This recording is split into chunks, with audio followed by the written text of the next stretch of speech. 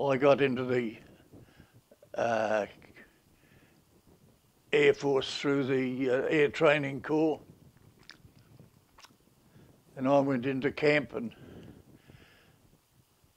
did basic training and then on to Tiger Moths.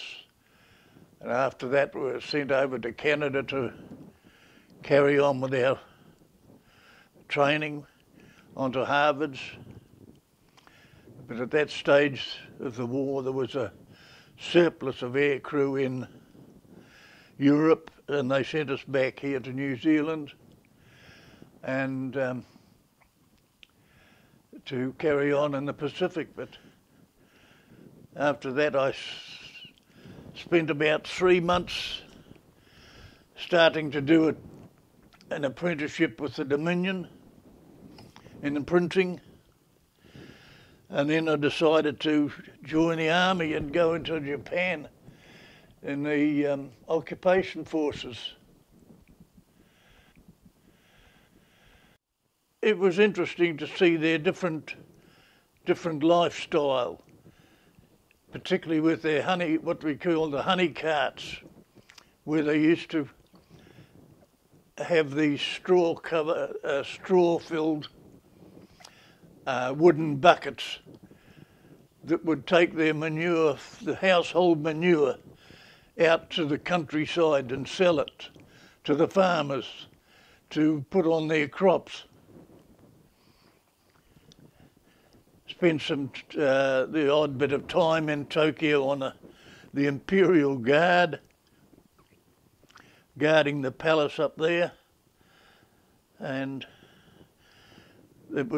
our barracks were fairly close to the Ebisu brewery.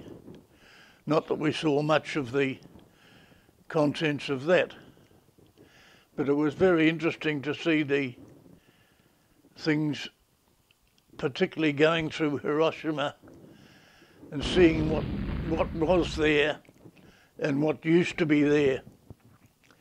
The damage to the housing and that was just like it was flattened.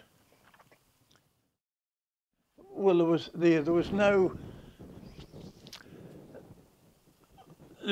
sort of feeling against any Japanese unless it was caused by them individually.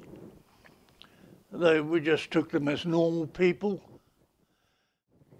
After the war, or when the war finished there was virtually hundreds and hundreds of pilots, and they were more or less a dime a dozen.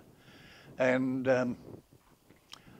I thought of going into different aspects, and that I wrote to a wing commander in Canada there who had been out here, but I never got any reply to that. I was thinking more or less into helicopters at that stage, but nothing ever came to it. I just didn't have the drive to carry on with it. So I just ended up, as I say, with Exide Batteries there in the end, and stayed there for 30 odd years.